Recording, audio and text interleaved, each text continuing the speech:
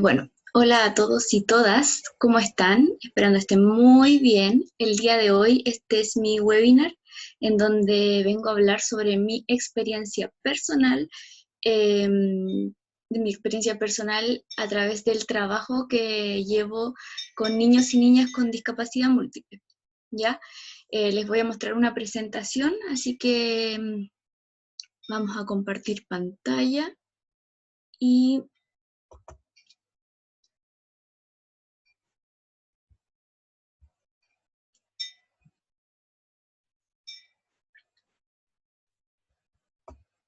ahí está. Bueno, esta presentación tiene el nombre sobre Desarrollo y Reflexión Docente, una mirada de la discapacidad múltiple. Esta presentación va a ser un poco autorreferente, ya que voy a hablar totalmente sobre la experiencia, ya sobre qué es lo que yo he vivido, mis emociones y los cambios, ¿ya? Primero que todo, una radiografía, ahí yo estoy muy joven, como pueden ver. ¿Sobre quién soy yo? Bueno, yo soy Tamara Cardeiro. Yo soy profesora de educación diferencial de la UMCE, con mención en trastornos de la visión. Soy diplomada en psicomotricidad, intérprete en lengua de señas, y soy cofundadora de la Fundación Aprender en Movimiento, que es una fundación que formamos el año 2015 con una compañera de la misma mención. Contarles un poco que yo llegué al mundo de la discapacidad múltiple el año 2011, siendo practicante de la Escuela Especial Jan van Dijk, una escuela que se dedica a los niños y niñas con discapacidad múltiple, que está especializada y tiene profesionales especializados, digamos, en la discapacidad múltiple. Yo llegué el 2011 como una practicante y, y me enamoré de los niños, de las niñas, de la profesión, y también me enamoré de aprender. ¿Por qué? Porque cuando yo llegué, bueno, en ese entonces, el 2011, en la universidad pasaban un poco como pincelada, porque además yo soy de trastornos de la visión, entonces era como una pincelada a la discapacidad múltiple. Una pincelada donde te explicaban, bueno, una persona con discapacidad múltiple tiene más de una discapacidad, puede también tener problemas adaptativos, conductas disruptivas, listo, a lo más que te enseñaban. Pero cuando llegué a la escuela, te das cuenta que todos los niños son diferentes, que, que muy poco se sabían de algunas herramientas, pero todos se las sabían de manera diferente. Entonces, el 2012 quise trabajar en esto y tuve la posibilidad de que en la escuela me contrataron. Entonces yo ya llevo 8 años trabajando en esta escuela especial Jan van Dijk, en el cual ha sido un crecimiento profesional gigante, y en el cual es este webinar, en donde vamos a pensar, a reflexionar. Aquí está la pregunta que me hice y que me he hecho desde hace 8 años, que es: ¿cuánto ha cambiado mi percepción respecto del abordaje de situaciones que acontecen a niños y niñas con discapacidad múltiple, según mi experiencia a lo largo del tiempo? Y yo pienso y digo, ¿cuánto ha cambiado? ¿Cuánto he cambiado yo desde esa foto, desde esta foto, en donde estoy con una estudiante, hasta el día de hoy que les estoy hablando a ustedes? Espero que ustedes, en este momento que me están escuchando, se hagan esta misma pregunta. Lleven los años que lleven trabajando y sean terapeutas, fonoaudiólogos, profesores, quiero que se la hagan. Quiero que se hagan esta pregunta: ¿cuánto ha cambiado su percepción respecto del abordaje en situaciones que acontecen a niños y niñas con discapacidad múltiple, según la experiencia? Qué importante es nuestra experiencia, qué importante es ir cambiando sobre nuestra experiencia. Vamos a partir desde el comienzo para llegar a las últimas conclusiones, ¿ya? Bueno, ¿con qué me encontré? Al principio, las características con las que yo me encontré fueron que los niños eran súper pasivos algunos, no exploraban, no tocaban, no querían explorar, no querían tocar nada. Los que no eran muy pasivos eran muy irritables, totalmente conductas disruptivas, se agredían, había autoagresión. Yo de hecho, en ese entonces, yo fui muchas veces a la H porque me pegaron en un ojo, me perforaron la córnea, me mordían, tenía que ir a vacunarme porque la saliva de los niños, no, hubo harto tipo de conductas disruptivas en donde claramente yo no tenía la experiencia ni las herramientas para poder controlarlas, que ahora puedo decir que ya pasaron por mí porque obviamente los niños pueden seguir con conductas disruptivas, pero yo soy la que cambié, yo soy la que construí experiencias y tuve herramientas para que no me pasara lo que me pasó hace 8 años atrás, que terminaba en una clínica porque me mordían la cara y me sacaban el pedazo. Uno de los grandes problemas era el desorden que ellos vivían. Yo siempre me quedaba impactada y decía como, ese desorden que ellos viven, que llegaba la mamá, lo dejaba en la sala, yo llegaba, le pasaba, no sé, en ese entonces tenía que comer, le pasaba la cuchara, eh, los tomaban, los dejaban, los mudaban, y era un desorden en donde yo de verdad a veces pensaba, ¿diferenciarán que están en la sala, que están en la casa? ¿Diferenciarán el día con la noche? Y eran preguntas, yo creo que, que mi cabeza estaba como una bomba mientras yo llegué este 2011, 2012. Yo decía, ¿cómo hacerlo? ¿Cuáles eran las herramientas? Tenían 1.000 millones de calendarios de comunicación, eran todos iguales, nadie sabía bien cómo se usaban, si se sabía un poco, te daban como un poco de la herramienta, mira, de aquí tiene que sacar y anticípalo, y qué era la anticipación, y, y era un desorden en donde yo sentía que ellos tenían un desorden en su vida y donde yo como profesora no podía ordenarlos. Intentaba hacer este orden, pero no podía, entonces necesitaba estas herramientas en donde empecé a estudiar, en donde empecé a preguntar, en donde empecé a intentar ir a ver otras clases, intentar ir a otros lados, a conferencias, intentar meterme a Perkins y ver cómo lo hacían ellos para yo también hacerlo y no ver ese desastre en la sala en donde uno se estaba golpeando, el otro se sacaba la sonda, eh, otro se pegaba con otro, era como el caos en la sala. De hecho, yo creo que ahí también conseguí la herramienta de poder hacer un curso de primero auxilio y saber poner una sonda, eh, saber reanimar, saber tantas de esas cosas que es tan importante que los profesionales sepamos, que me encantaría que me lo hubieran dicho antes, así como, mira, si se saca la sonda, ponla así, no te desesperes, o si es que se llega, no sé, a sacar el globo ocular, tú puedes hacer esto, y tantas cosas que me pasaron a mí tan joven y sin experiencia, y además entre asustada, y yo no creo que la palabra sea asustada, entre que no sabía cómo reaccionar, si angustiarme, pero a la vez necesitaba ordenar, necesitaba ayudar, como que esa era lo que más quería, ayudar, ayudar, ayudar. Eh, yo quería que, que los niños y niñas se ordenaran y pudieran aprender. Finalmente, como profesora, eso era lo que quería, que los niños aprendieran. ¿Ya? Entonces aquí vienen las herramientas de comunicación eh, que podía utilizar. Entonces empecé un proceso de comunicación con los niños en donde todo era mucho más lento, donde se requería constancia, donde además se requería claridad. Qué importante esto, la claridad, y también el trabajo a uno, que yo creo que todavía es un problema aún de repente en las aulas, que uno tiene 8 niños súper diferentes, pero hay que trabajar uno a uno y estamos de repente solas con nuestra técnico que nos puede ayudar, pero finalmente el trabajo uno a uno es primordial en estos casos. Eh, Les voy a hablar un poco sobre las metodologías que empecé a utilizar y que obviamente no las voy a pasar todas ahora, sino que darle un pincelazo. Empecé a utilizar bien las anticipaciones. las adaptaciones, la lengua de señas. Yo ahí estaba estudiando lengua de señas, yo quise convertirme en intérprete para poder, si es que llegaba siempre a necesitar más señas, poder tenerlas.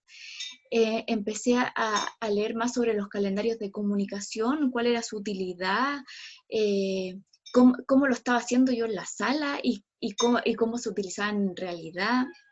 Obviamente el Jan Van Dyke, todo lo que es nutrición, resonancia, coactividad, pero a entenderlo de mejor manera.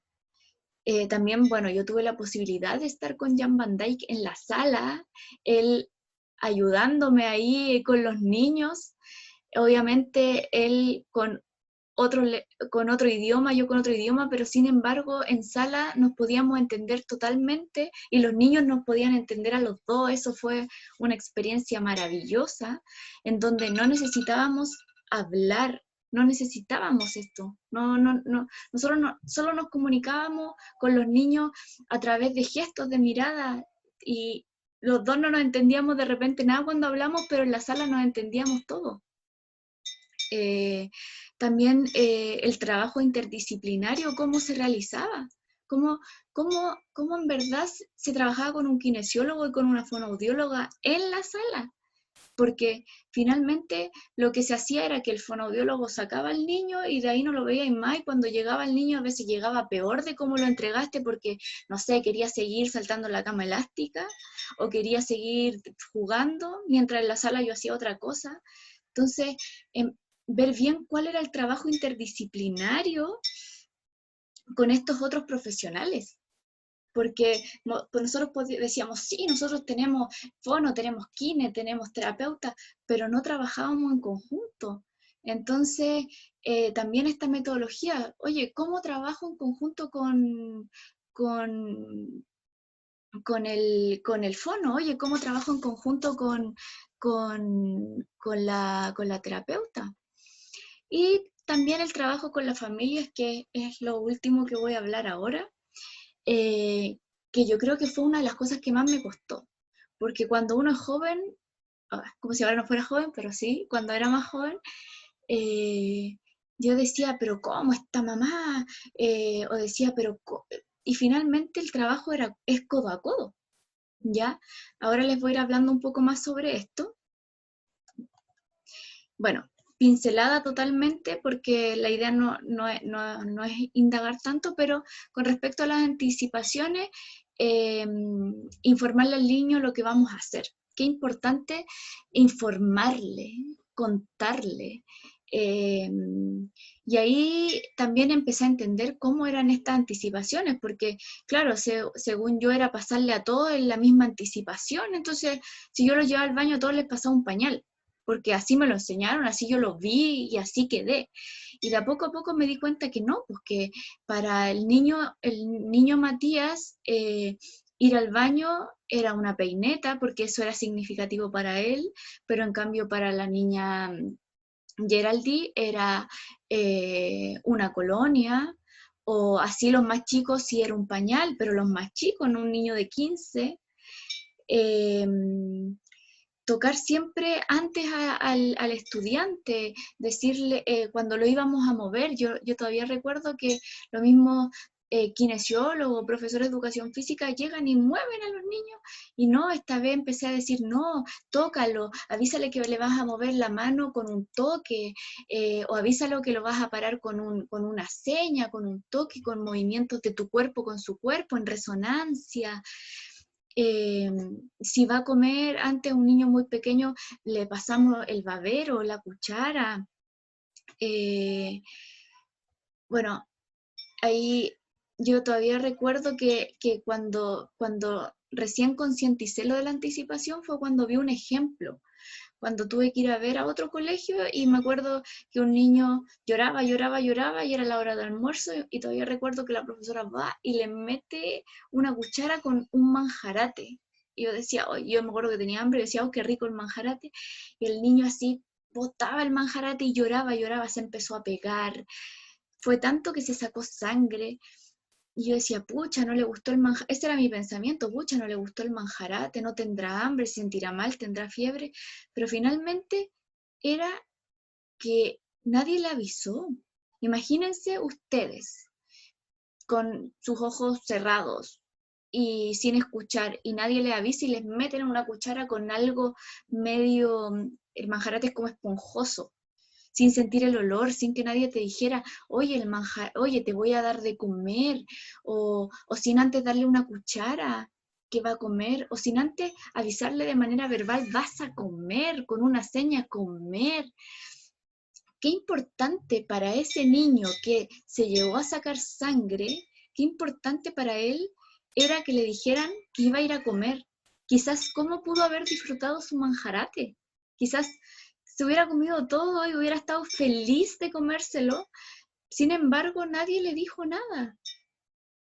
Eh, bueno, cerrando el tema de las anticipaciones, hay miles de anticipaciones, cada niño tiene sus anticipaciones, y así, por ejemplo, no sé, anticipaciones de ir al huerto, una pala, ahí podemos ver anticipaciones de ir al baño, que es el cepillo de diente, el cepillo de pelo, y hay una de las anticipaciones ahí que está en miniatura, que es un rodillo, no sé si se fijan que tiene la forma del rodillo, pero lo importante de esa anticipación es que tiene la misma tela que el rodillo real.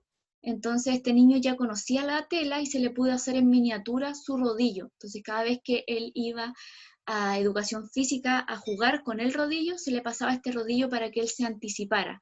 Y no que llegaran y lo pusieran en un rodillo y él se moviera, porque imagínense lo invasivo que era para él que le hicieran eso. Entonces, si yo llegaba con esta miniatura, le explicaba que iba a ir al rodillo, le pasaba esta miniatura que tenía la textura de su rodillo, él ya sabía que venía el rodillo y no se sentía incómodo, no tenía conductas disruptivas, porque él ya lo había anticipado, ¿ya?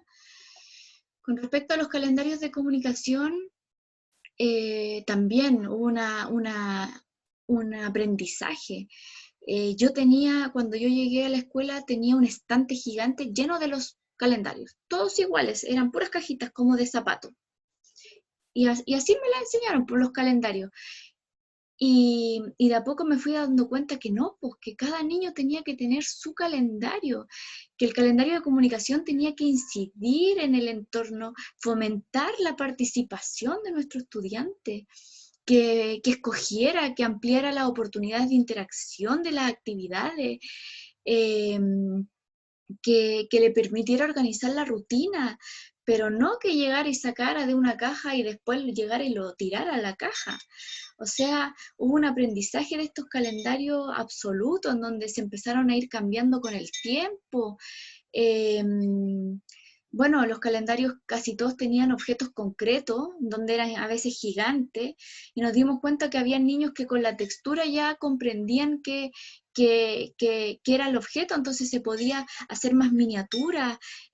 Algunos niños ya veían y podían entender algunas imágenes reales, y el calendario pudo ser a través de imágenes reales. Y todo eso fue a través del tiempo, o sea, yo no llegué el 2011 a decir los calendarios se hacen así, sino que fue a través de un aprendizaje en donde yo en verdad los conocía como cajas de zapatos en hilera. Y me di cuenta que absolutamente nada que ver, o sea, claro, hay algunos que siguen con calendarios de comunicación de inicio y fin, en donde el niño se le dice qué es lo que va a hacer ahora y cuando se cierra la actividad, y, pero esos calendarios van evolucionando en su nivel simbólico a medida que avanzan los niños. No podíamos tener a un niño de 6 años hasta los 15 con el mismo calendario. Bueno, aquí hay algunas fotos que tengo, todas las fotos son autorizadas por si acaso, en donde empezamos a ir cambiando estos calendarios, en donde algunos usaban canasto, en donde, no sé si se fijan arriba, está que primero se va a lavar las manos con un objeto tangible que es el jabón, luego va a almorzar, que son sus cubiertos, y luego se va a lavar los dientes, es como un orden temporal de sus rutinas. al ladito, si pueden ver, el calendario de comunicaciones de escoger. Ella escoge con ese calendario, en donde escoge si a la hora de colación quería yogur o quería un pan.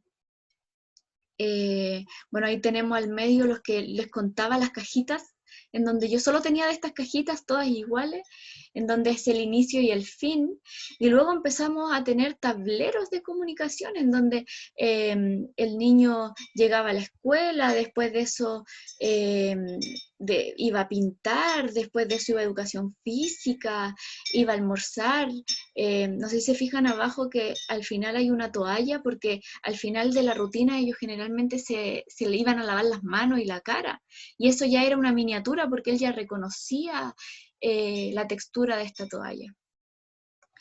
Ahí podemos ver más calendarios que se empezaron a implementar, en donde también son calendarios de rutina, habían unos que tenían más pictogramas, dependiendo ahí el nivel en la matriz de comunicación de cada niño, y abajito les puse una foto de cuáles eran mis primeros calendarios cuando yo llegué. Si se fijan, son todos iguales y son todas cajas. Y después cómo fue evolucionando esto a, unos tenían paneles y cada uno tenía su calendario de comunicación. Ahí hay más fotos en donde podemos ver también otros tipos, en donde hay paneles, en donde cada foto tiene como la textura del niño, en donde él la escogió, en donde él se identifica, ¿ya?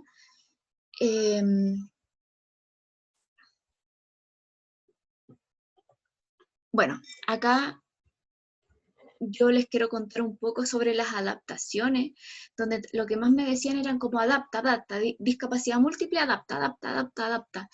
Entonces yo adaptaba la vida, pues yo adaptaba todo, yo, yo no sé, por ejemplo, si el niño estaba en silla de ruedas pero se quería sentar, yo adaptaba la silla y iba donde un señor que hacía muebles, ¿y usted cómo me puede adaptar esto? Hágame, como que me volví así como, no sé si la palabra es loca, pero quería hacerlo todo. Entonces yo iba a donde el señor de los muebles, le pedía que me adaptara una mesa, le pedía que me adaptara una silla, que le pusiera unas correas aquí para que no se cayera. Eh, la comunicación, bueno, quería adaptar todo, el acceso a la información, el que no veía tenía que tocar, el que no escuchaba tenía que era una adaptación de todo. El que no escuchaba tenía que tocar, el que no veía también tenía que tocar. Eh, con respecto a eso, yo quería adaptar todo, todo, todo, entonces quería que ellos tuvieran todas las experiencias. A través del posicionamiento, a través de la comunicación, las adaptaciones sobre cuando manipulaban, si no podían manipular, yo intentaba que el pincel tuviera un agarre acá, el pincel y tal cosa, y el lápiz igual. También, bueno, eh, era como quería que todos fueran flexibles. Y aquí tenemos una foto que demuestra algo increíble, que siempre la veo. Ahí está Lorenzo con la Chombi, porque yo quería adaptar todo, yo quería que ellos tuvieran las experiencias de todo. Entonces, eh, no sé, si era el mes del mar, yo llevaba tortugas de agua y que las tocaran, y me acuerdo que les ponía, llevaba una piscina inflable para hacer el mar, le echaba sal a la piscina inflable. Si era el mes de los animales, llevaba conejos, llevaba pollos, llevaba peces, eh, pero todo yo lo llevaba a la escuela. De hecho, ahí era como, recuerdo que era como chistoso, porque en mi casa me molestaban, porque claro, yo compraba un conejo para llevarle el conejo y después no sabía qué hacer con el conejo, entonces tenía que quedarme con el conejo. Entonces en mi casa habían conejos, perros, pollos, tortugas de agua. Eh, También era chistoso porque yo a todos les pedía favores, entonces era como a mi amiga que tenía las tortugas de tierra, oye, préstame la tortuga. Los perros, bueno, ahí era mi perro, pero cuando yo no tenía gato, entonces le pedí gato a una amiga. Y lo más chistoso era que en ese tiempo uno no tiene los recursos para andar en auto, en Uber como ahora, y yo andaba en la bicicleta con los gatos, pues entonces me los metía a la mochila en un canasto y me iba en bicicleta con los 5 gatos para los niños, o con las tortugas y con las piscinas inflables, y yo andaba con una mochila gigante siempre porque siempre les llevaba cosas para que ellos tuvieran estas experiencias. Y como pueden ver en esta foto en donde, que ahora digo, con los nuevos enfoques y con lo que uno aprende, sí, yo le llevé las experiencias a los niños, pero los niños nunca fueron a verlas. La Chombi fue a la sala, la perrita Chombi fue, estuvo súper contenta en la sala, pero los niños nunca fueron a ver a la Chombi a su ambiente natural, que era la calle o la casa de un vecino. Lo mismo con los peces, o sea, sí, yo le puse agua a la piscina con sal para que probaran que el agua era salada, pero yo no lo llevé al mar. Si se fijan, acá hay una foto en donde también sale una niña tocando agua porque simulaba, bueno, ahí yo les ponía unos peces chicos para que los tocaran, pero ellos estaban en la sala, ellos seguían en su sala de clases. Lo mismo acá, hay una adaptación de cuentos. Yo adaptaba todo. Yo me convertí en una experta en adaptar. Yo leía un cuento y lo adaptaba, le ponía objetos concretos. No sé, por ejemplo, ahí si la niña se sentaba mal, yo adaptaba un pantalón, le echaba harta ropa para que se sentara de mejor manera, adaptaba las sillas, como les contaba. Pero ahí viene lo que es este remesón en mi vida, en donde hice de todo. Como pueden ver, bueno, también recuerdo que, no sé, para el mes de la música yo les llevaba una banda al colegio. Yo me pedía, por suerte, como mi familia hay más profesores, tenía redes. Oye, conocí un profesor de música que haga esto, y llevaba a la banda. Si era, me acuerdo que para los pueblos originarios nos conseguimos a una machi que hiciera un baile no recuerdo los nombres, pero que nos hicieran, que nos hablaran, pero ella fue al colegio. Entonces aquí viene este remesón del decreto 83, en donde promueve la diversificación de la enseñanza en educación parvular y básica y aprueba criterios y orientaciones de adecuaciones curriculares para estudiantes que lo que requieran. Este decreto es del 2015, pero nosotros lo empezamos a usar el 2018 y no lo queríamos usar. Y todavía recuerdo que nosotros con las colegas decíamos, oye, pero ¿cómo le vamos a estar enseñando matemática a los niños si los niños tienen que aprender sobre lo sensorial, sobre las texturas? O nos costó dimensionar que teníamos que conocer el currículum nacional, al igual que todos. Nos costó entender que ellos sí podían hacer historia y geografía y que finalmente sí lo hacíamos, pero no los objetivos que estaban en el currículum ni dependiendo de la edad cronológica de los niños, ¿ya? Qué importante este decreto para la igualdad de oportunidades. Y ahora que recuerdo cómo yo no quise utilizarlo, o sea, cómo me negaba. Y ahora todo lo que me sirve este decreto a mí para poder decir, oye, los niños míos si tienen oportunidades, ellos hacen igual que tu historia, ellos hacen igual que tu matemáticas.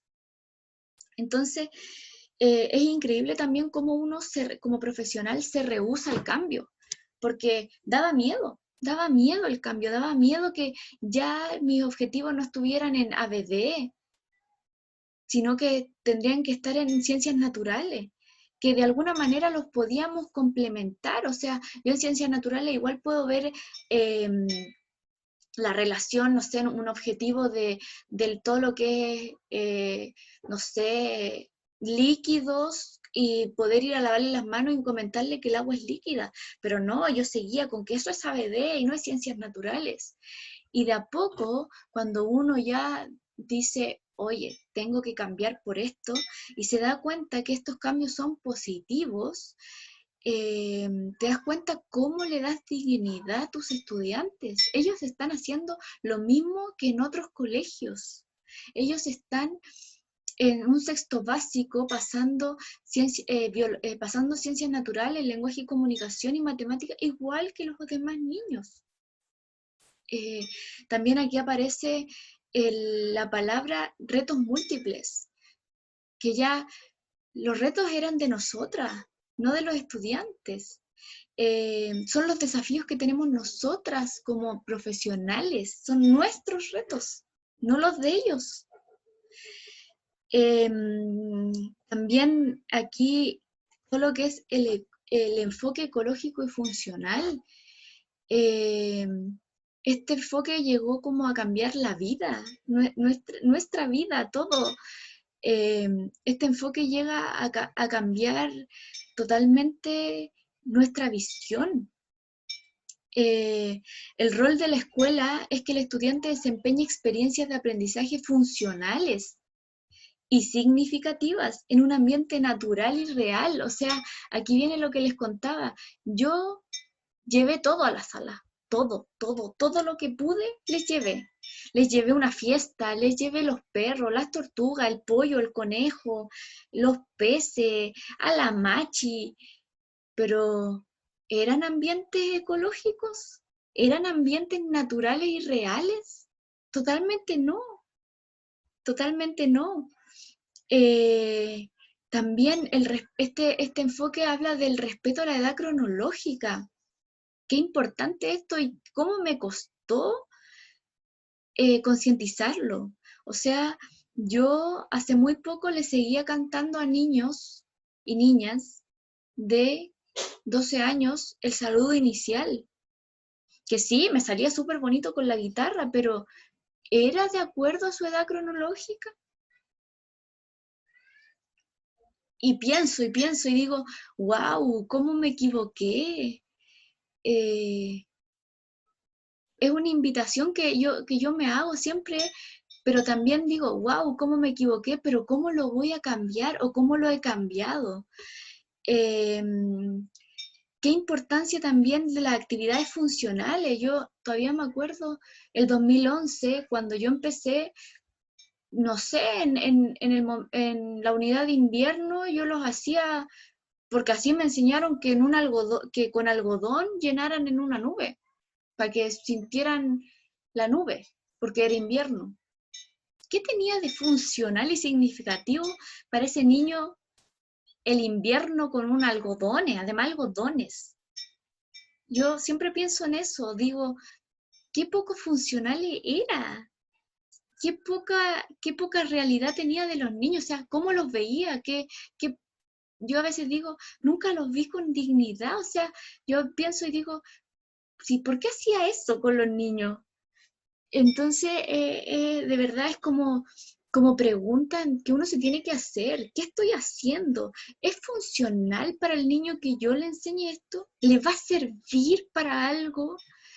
Y ahí empezó a cambiar todo, empezó a cambiar, oye, si vamos a hacer panqueques, los vamos a hacer en la cocina, les vamos a enseñar a hacer su desayuno y va a ser en la cocina. ¿Por qué lo hacíamos en la sala? Yo eso digo, ¿por qué lo hacíamos en la sala? Eh, qué importante también la participación de todos los niños y todas, y la participación también, y que todavía cuesta un poco que cambie, de todos los niños, sean con discapacidad o sin discapacidad, en un ambiente real. ¿Por qué tenía que juntar a niños con discapacidad? Por ejemplo, nos vamos a juntar las escuelas especiales. ¿Por qué?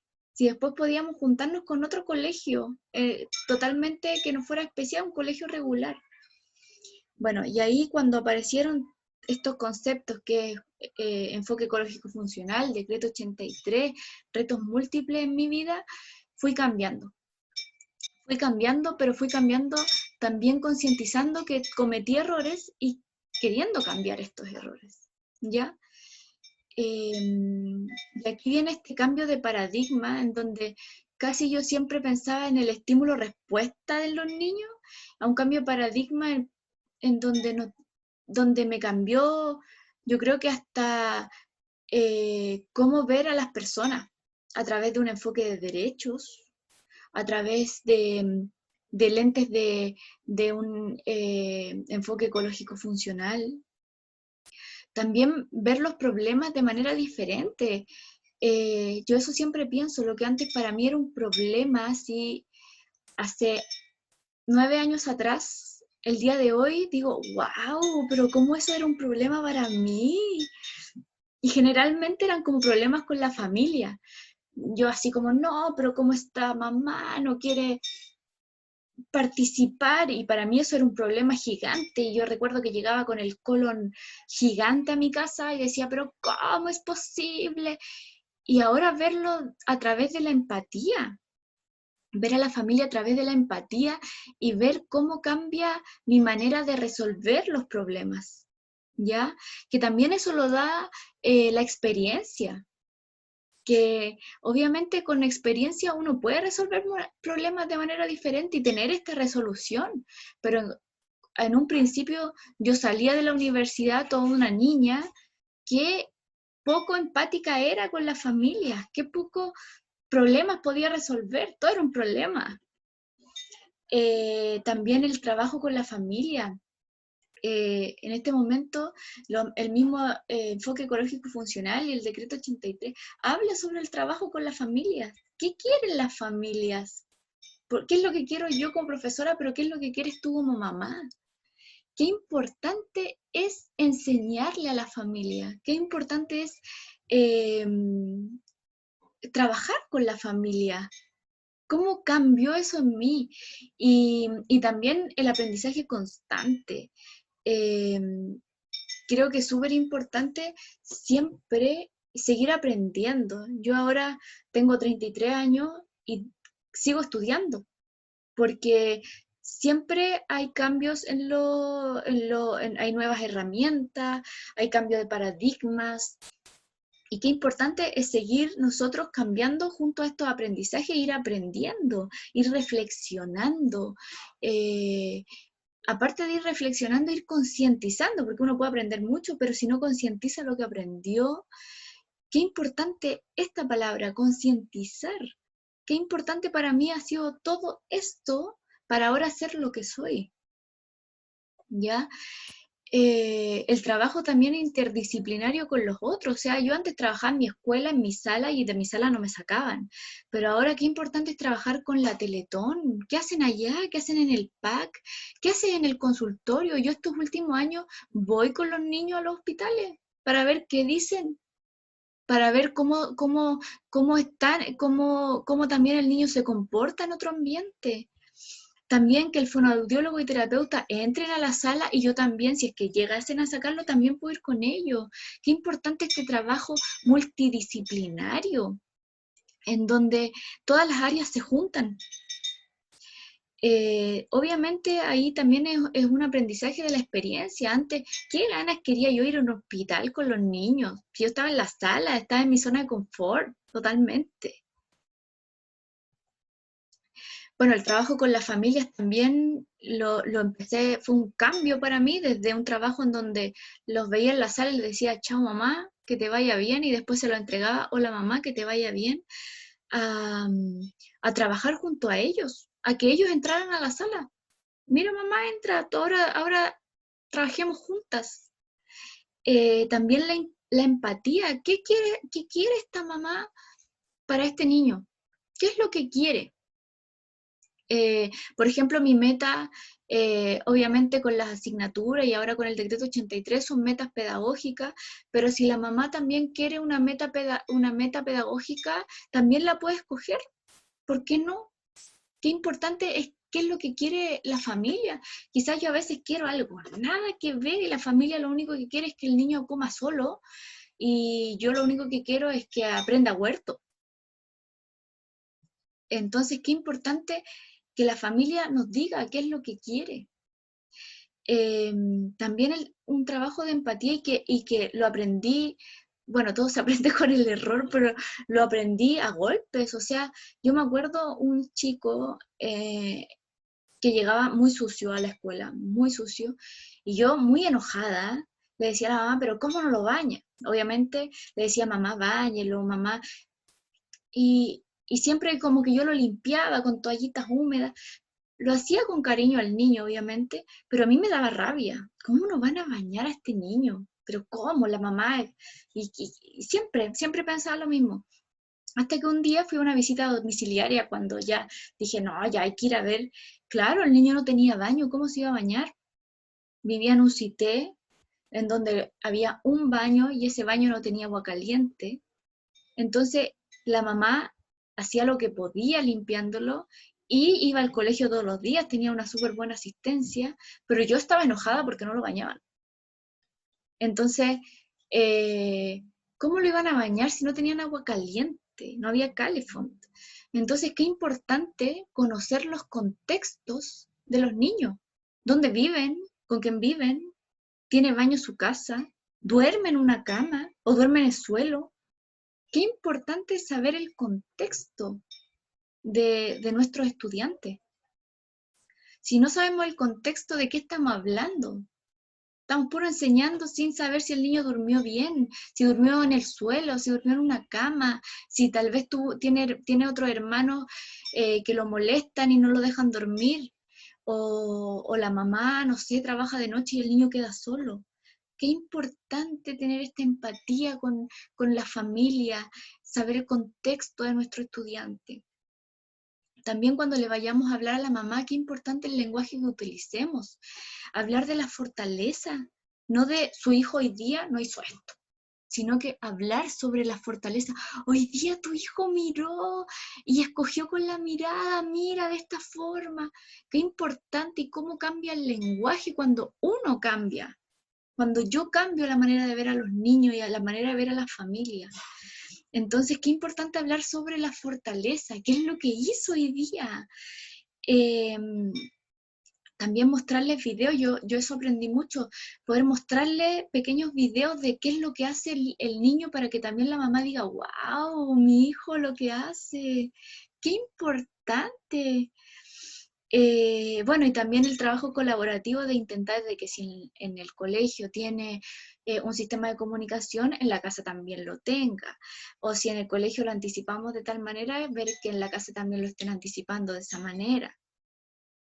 Eh, y también intenté integrar mucho, esto fue más en atención temprana, integrar mucho a las mamás, que ellos pudieran dar sus experiencias con los niños. Entonces, si es que el niño podíamos hacer cuentos con la mamá, pero que el cuento sea de su hijo. Entonces, ahí también entrábamos como en la empatía y en cómo la mamá ve a este hijo.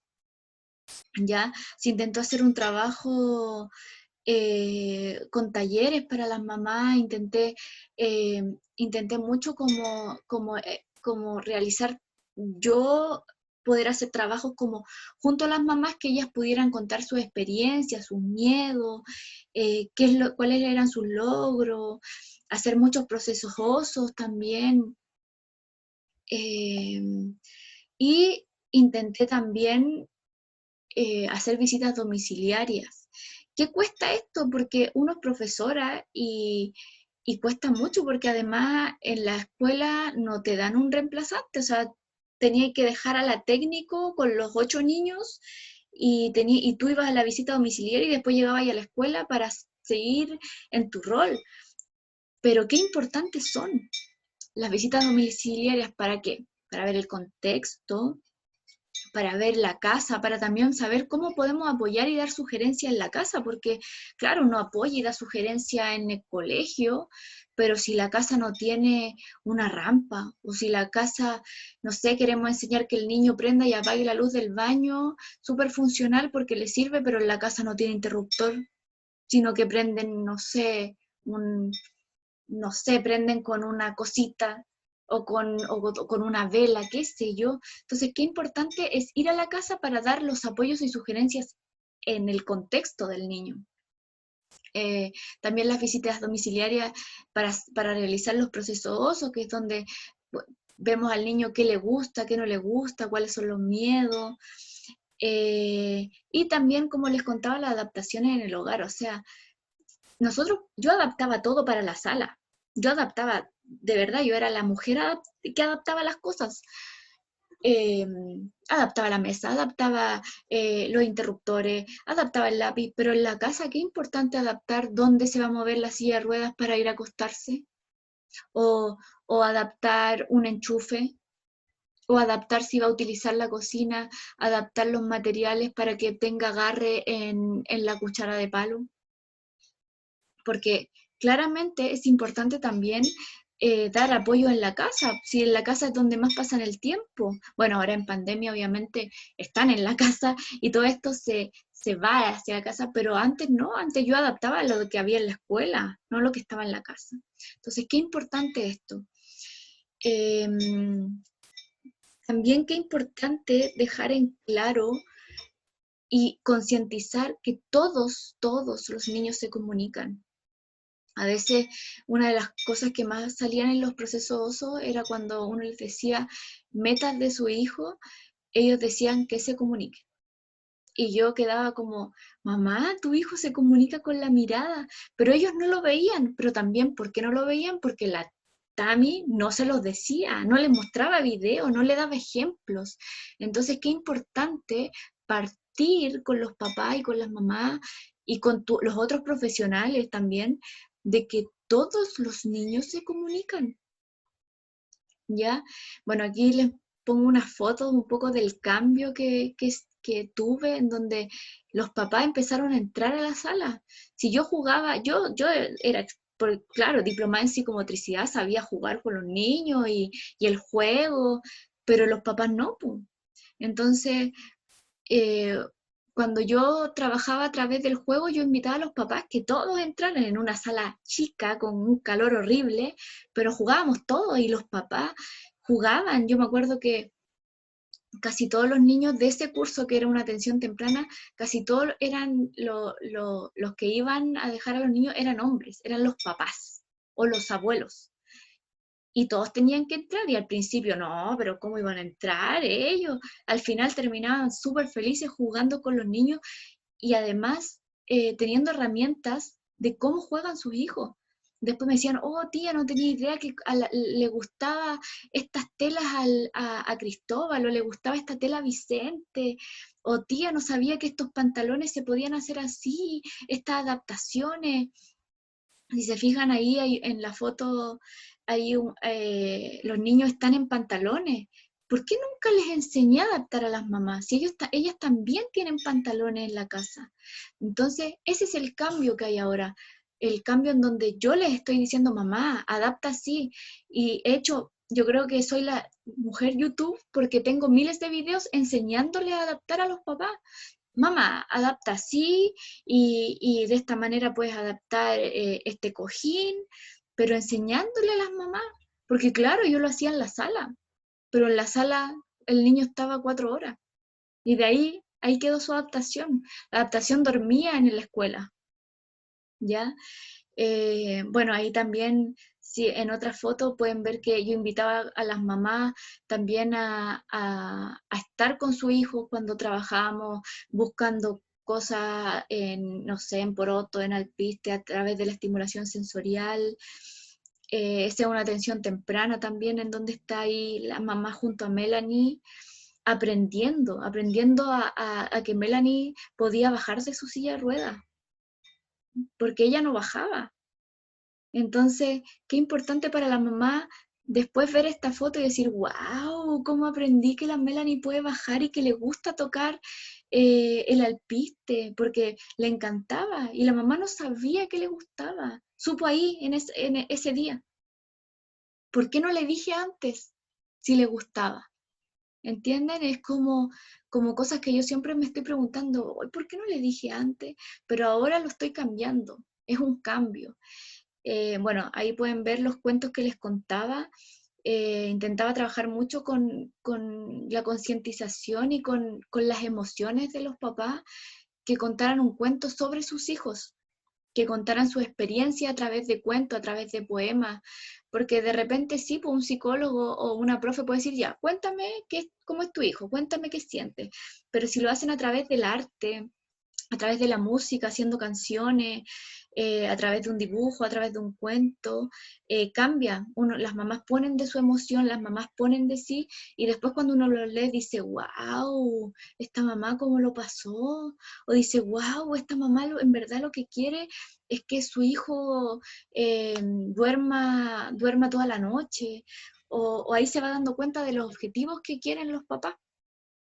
Así que es una herramienta que a mí me ha servido mucho, que los papás puedan a través del arte demostrar sus emociones, demostrar historias, demostrar lo que sienten.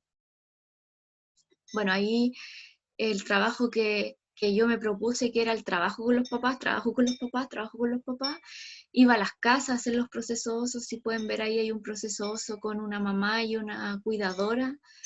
Iba a las casas a ver cómo dormían los niños y niñas, y bueno, invitaba a los papás. Yo me acuerdo que hacía muchas reuniones y invitaba a todos, oiga, pero que venga el abuelo, si quiere puede venir la mamá, la hermana, y venían todos y hacíamos estos cuentos, hacíamos estos procesos.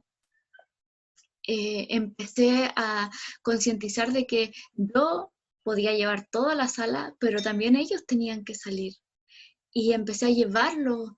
Este fue un paseo a la granja en donde yo le llevé muchos pollos a la sala, pero cuando estaban en la granja sentían a los patos, sentían a los pollos, eh, a las vacas. Los niños actuaban de otra manera, estaban en otro contexto, estaban en el ambiente natural y ecológico, como dice el enfoque. Ellos estaban en la granja.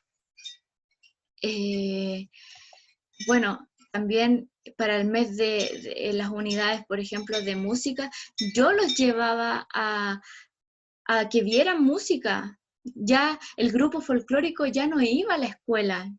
Ahora nosotros íbamos a ver al grupo folclórico. Cambiaba este paradigma de que todo iba a la escuela.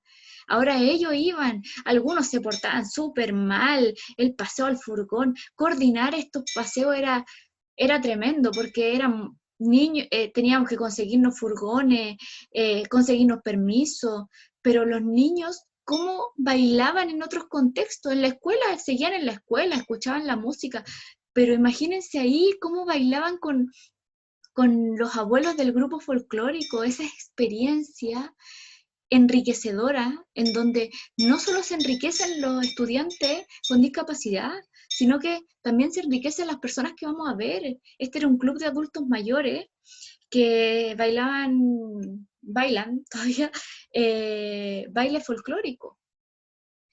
Y qué manera de aprender entre todos, qué manera, de repente, no sé, los niños que eran más disruptivos, cómo bailaban con un abuelo.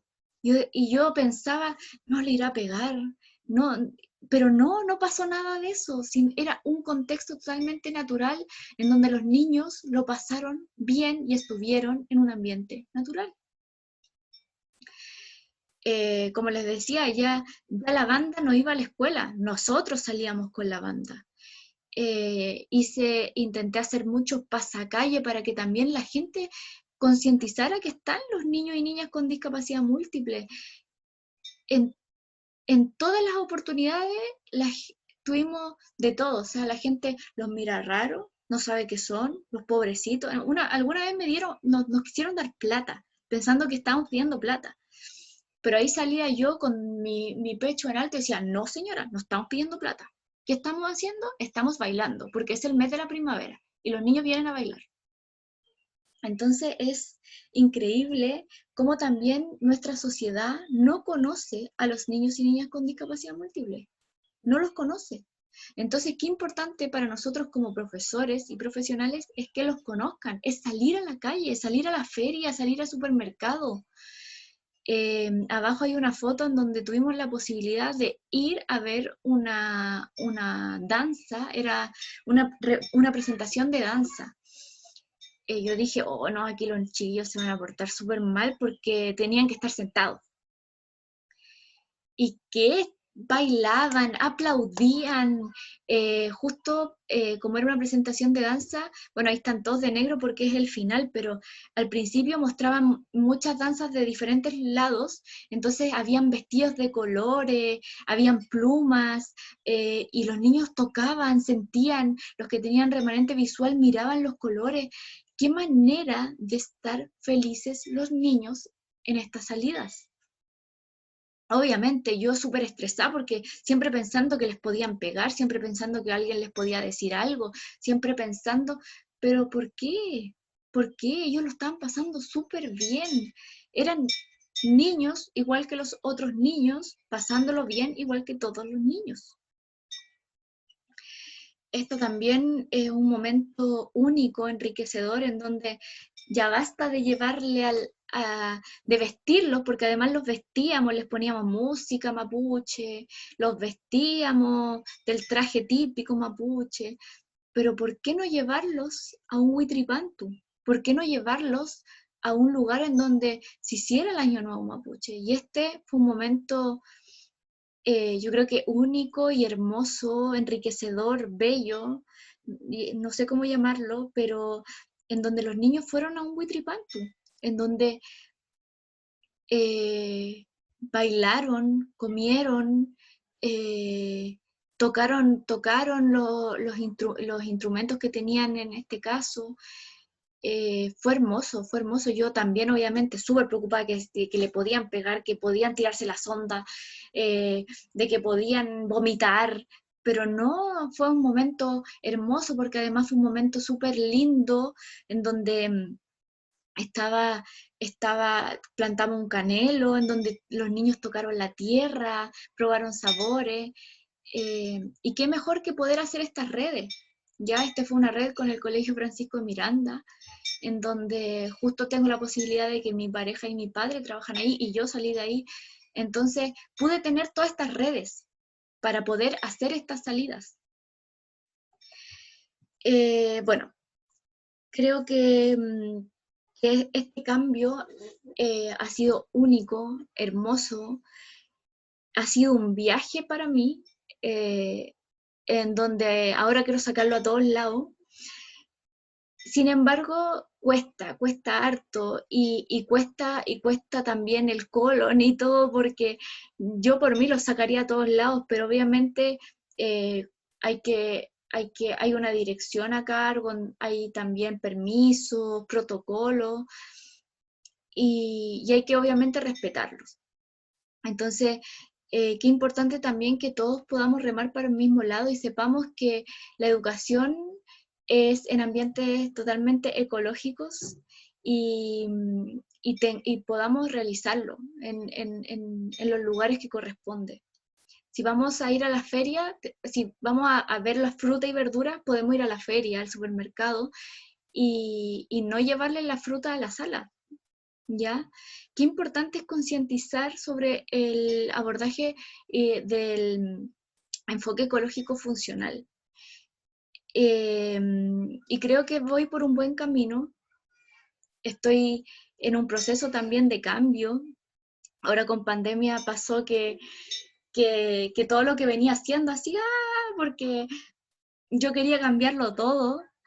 Que pasa mucho cuando entré al magíster, me di cuenta de que de todos estos errores que uno comete y uno quiere volver al aula a cambiarlo todo, a cambiarlo todo, a cambiarlo todo. Pero yo creo que eso es bueno, porque si yo hubiera llegado a no cambiar nada, es que no aprendí nada y no concienticé nada.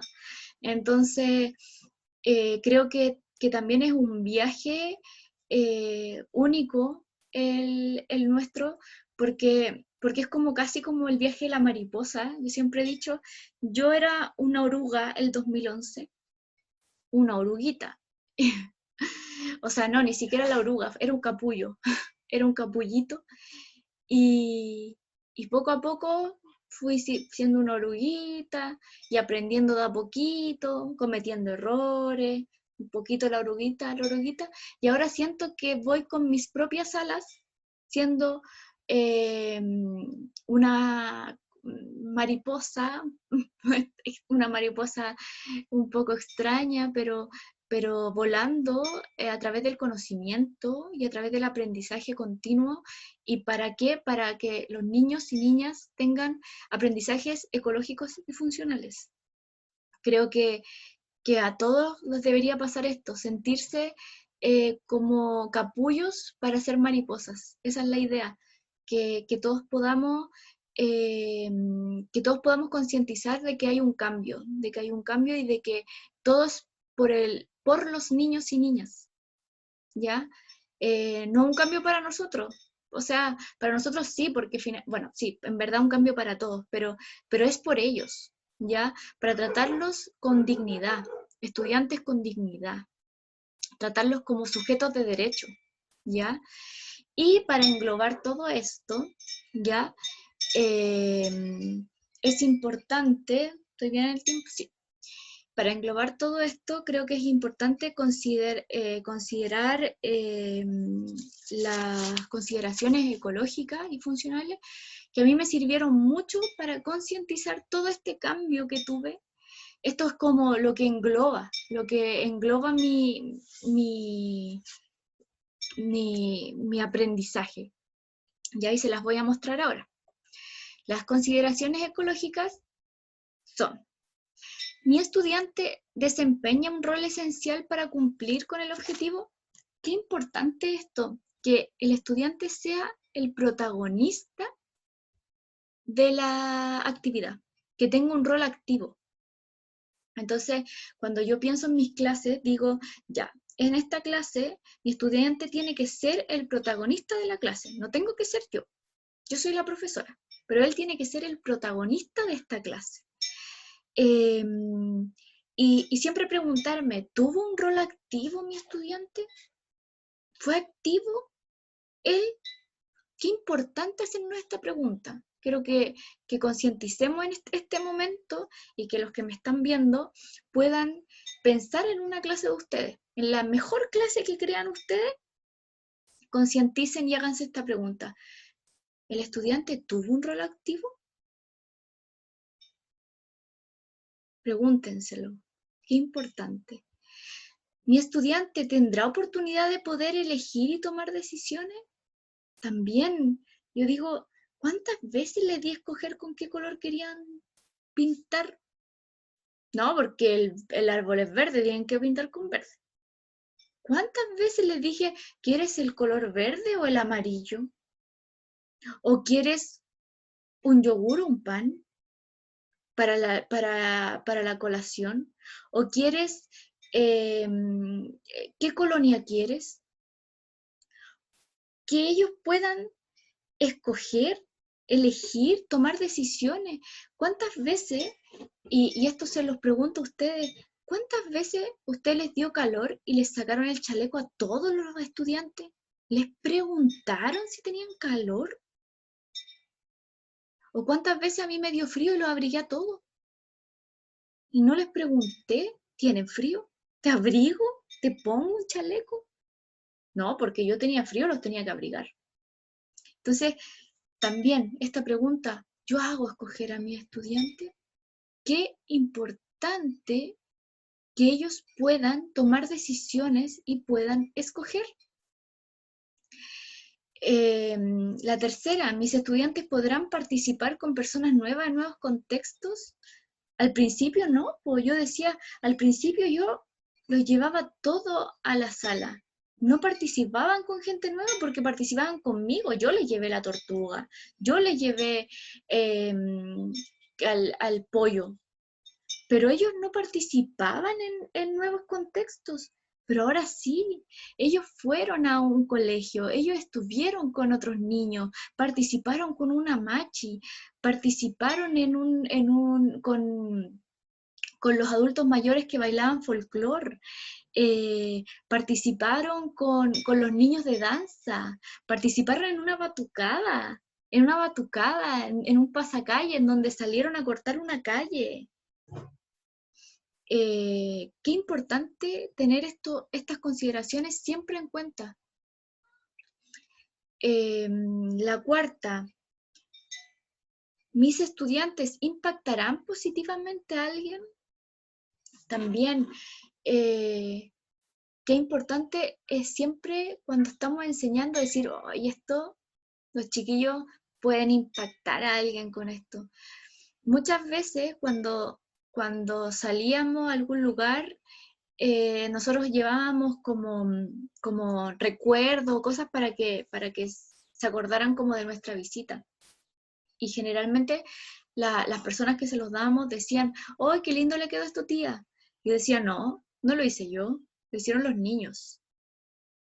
Y qué importante esto, porque impactaban positivamente en otras personas, porque ellas no sabían que lo hacían los niños. Y cuando yo les decía, no, lo hacen los niños, ellos quedaban, wow, ¿el niño hace esto?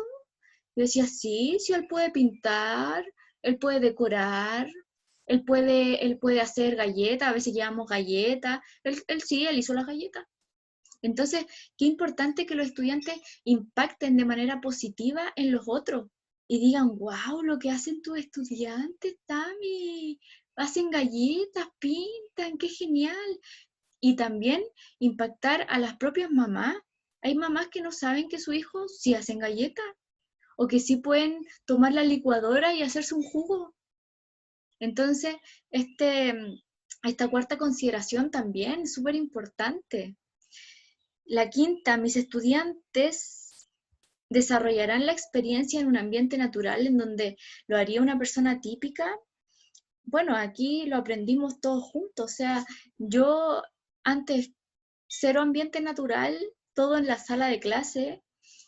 Quizás los niños hasta creían que vivían con las tortugas en la sala, que las tortugas también aprendían con ellos, y ahora no, pues ahora los niños van a la granja, ahora los niños van a la feria, ahora los niños van a ver a un grupo de baile, a un concierto.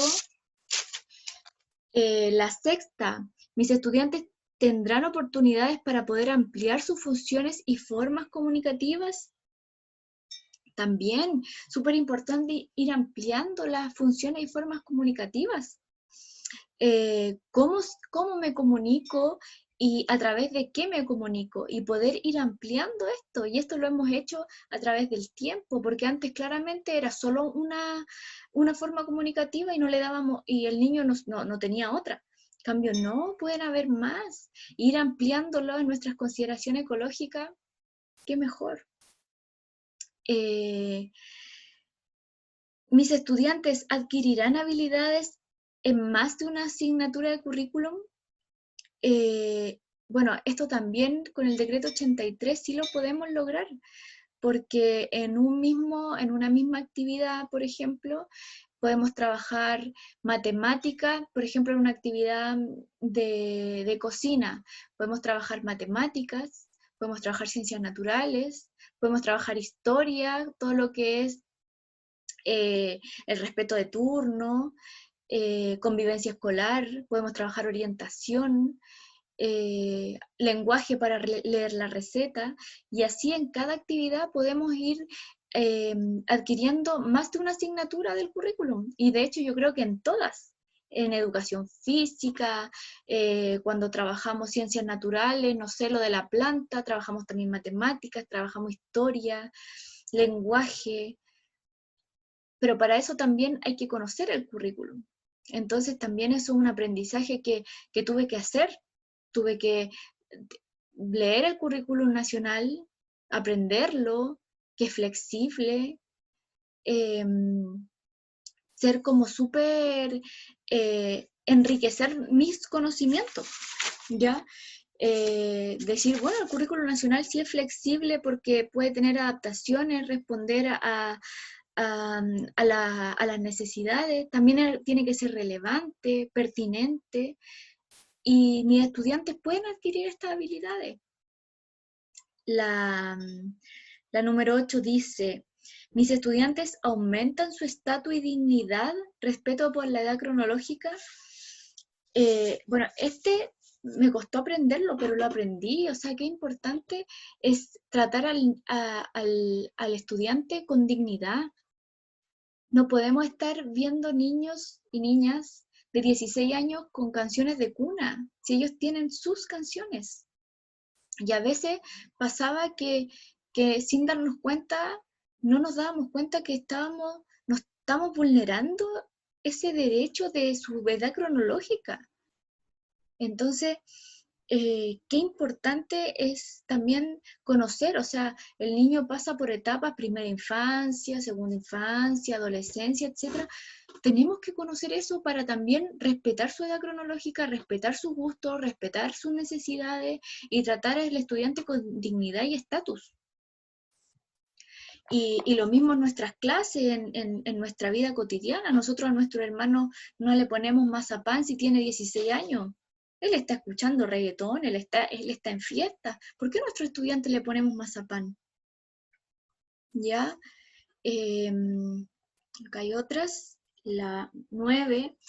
Los estudiantes tendrán la oportunidad de enriquecer el objetivo trabajándolo también con familia.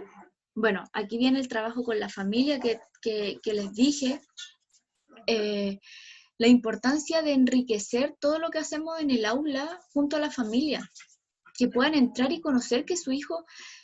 a mí me pasa mucho que hay una mamá que siempre me dice que su hijo no hace nada en la casa y que le tiene miedo a los ruidos. Y en la sala de clase, el niño es el experto en la licuadora, el experto en la mini pimer, en todo lo que hace ruido. Entonces, qué importante es trabajar con esta familia, que su hijo sí lo hace en la sala, también lo puede hacer en la casa. ¿Ya? Enriquecer y que la familia sea una experta, al igual que nosotros. Si yo soy una profesional y soy la experta, la familia también, y la familia va a ser la experta. Entonces, es muy, muy importante tener en cuenta esta consideración ecológica, ¿ya? Y la última es, ¿mis estudiantes adquirirán aprendizajes útiles para la vida? Yo creo que esta es una de las mejores, así como ya que engloban todo lo que he hablado. ¿Mi estudiante adquirirá algo funcional? Por ejemplo, ahora que pienso, el 2011, ¿era funcional que pegara algodón en una nube? Respóndanse ustedes esta pregunta. ¿Era funcional? No. ¿De qué le servía? Además, la nube no la toca, no un algodón. Entonces, qué importante es que ellos aprendan algo para su vida. Que aprendan a hacerse el desayuno y trabajamos historia, ciencias naturales, matemática, lenguaje. Qué importante es que sepan ir a la feria y ahí seguimos trabajando ciencias naturales, lenguaje, historia, orientación, hasta tecnología. Pero ¿por qué a veces le damos con la arte, les damos con esto? Si pueden trabajar todo y además ser funcional y útil para la vida de nuestro estudiante. Creo que estas consideraciones ecológicas muestran todo mi proceso, mi experiencia, todo lo que he concientizado y todo lo que hay que seguir concientizando, porque finalmente este es un aprendizaje que nunca acaba, es un aprendizaje que, que es constante, continuo, y una concientización que también es difícil, pero los invito a hacerla. O sea, chequeen cada vez que hagan una clase, chequear estas consideraciones ecológicas y decir, wow, hice una gran clase porque tuve todas estas consideraciones, tuve las 10, así como bien. O decir, wow, hoy día no, mi clase no fue así, faltó dignidad por su edad cronológica y me faltó también que la mamá, enriquecer el trabajo con la mamá. Y decir, para la próxima lo voy a hacer. Porque también qué importante es concientizar y darnos cuenta de los errores que cometemos. Yo creo que eso lo he aprendido con la experiencia y ahora soy capaz de poder hacer un webinar con mi experiencia y poder decir, wow, cómo me equivoqué, Tamara, ¿qué hiciste? Y esto es una invitación a todos ustedes, es es la invitación al trabajo colaborativo, la invitación al trabajo con las familias, a que veamos las familias como un par, con un codo a codo, no a la familia como alguien lejano, sino que a las familias como un par. Es una invitación al trabajo funcional y significativo, ¿ya? Desde ahora en adelante, que lo que estemos enseñando sea algo que les va a servir para la vida, no sea algo que lo enseñé porque lo enseñé, que sea algo porque, wow, a mi estudiante le va a servir para la vida. También una invitación a respetar la edad cronológica de los niños. No queremos ver más niños jóvenes de 16 años sentados en las faldas del viejito Pascuero. No queremos ver más jóvenes o adultos escuchando Mazapán si ellos tienen su música, esa música de ellos tienen su reggaetón o qué sé yo, lo que les esté gustando. También esta es una invitación a seguir estudiando, a seguir estudiando. Yo no he parado de estudiar ya hasta este año que sigo en el magíster, que sigo estudiando, pero es una invitación a siempre estudiar, siempre estudiar. Si vamos a estar en este ámbito de la discapacidad múltiple, saber de enfermería, saber sobre música, saber sobre arte, terapia, saber sobre otras metodologías, saber sobre otros paradigmas, saber cómo lo están haciendo en otros lugares. También una invitación a aprender del error. Yo creo que es una de las cosas que más les cuesta a los profesores y que a mí me ha pasado que a veces yo pregunto y cuento como mi historia y como que quedan así como que yo creo que todos nos hemos equivocado desde hace mucho rato, porque ha pasado el tiempo y han cambiado las miradas. Entonces, siempre vamos a estar aprendiendo de nuestros errores. Y yo creo que eso es lo importante. Si tuvimos un error, aprender de ello y no seguir errando. Entonces, qué importante es esto. Replantearnos lo que hacemos. O sea, con estas consideraciones ecológicas, replantearnos siempre qué es lo que estamos haciendo. Oye, ¿tuve las 10 consideraciones ecológicas? O, oye, ¿en verdad es funcional esto para el niño? O, oye, ¿en verdad yo podría llevarlos a un concierto y no llevarles la música a la sala? Siempre replantearnos lo que hacemos. Y yo creo que si yo no me hubiera replanteado todo esto, seguiría como el 2011, llevándoles todos a la sala, haciéndolos pegar algodón en las nubes, haciéndolos comer en la sala de clases. Entonces, qué importante es replantearse lo que estamos haciendo.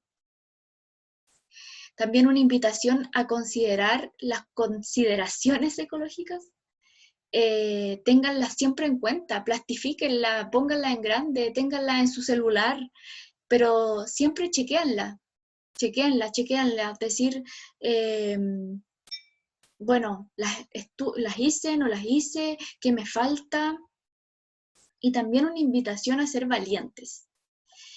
¿A qué me refiero con la valentía? A que si nosotros no somos valientes no vamos a llegar a ningún lado. Yo fui valiente al empezar con una bicicleta llevando gato en una mochila, poniendo mar en una piscina, y ahora en este momento intentando haciendo redes con buses para poder llevarlos al mar. O en este momento haciendo redes con un zoológico para que los dejen entrar y puedan tocar los animales.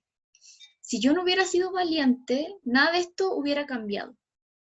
Y como pueden ver ahí en las últimas fotos, que me encantan, yo lo que veo son niños y jóvenes contentos.